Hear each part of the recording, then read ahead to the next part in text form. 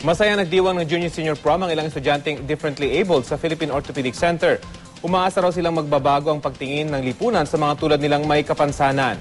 Balitang hatid ni JP Soriano.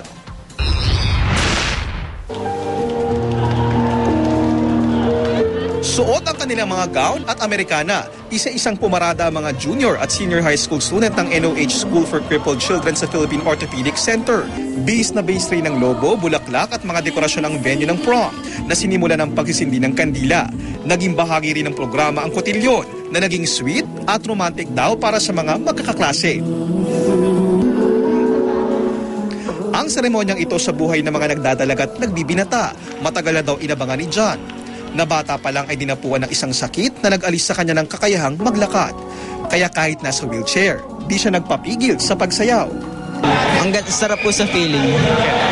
Kasi po, for the first time nakapagsayaw po ako. First time in my life.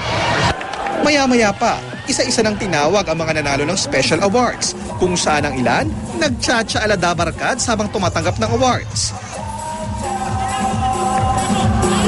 Si Donna naman, na may osteogenesis imperfecta mula pagkabata, na isang uri ng sakit na nagpahinat sa kanyang mga buto. Damang-dama raw ang pagiging prinsesa ngayong gabi, lalo na nang tanghalin silang junior sweethearts ng kaklaseng si Romualdo.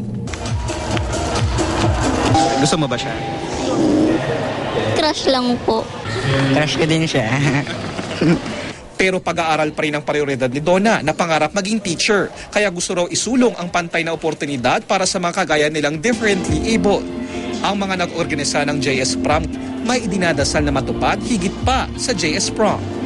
Yung full implementation ng Magna Carta for PWD, magkaroon ng access sa lahat ng lugar, sa simbahan, sa school, sa iba't ibang area. Lalo nilang ipagpatuloy at ito ang magiging sandata nila para makamit nila yung tagumpay. Sabi ng mga estudyanteng nakausap ko, hindi espesyal na trato ang hinihingi nila, kundi kaunting tulong lang para kayarin nilang mag-isang sumayaw sa tugtog ng tunay na buhay. JP Soriano, GMA News.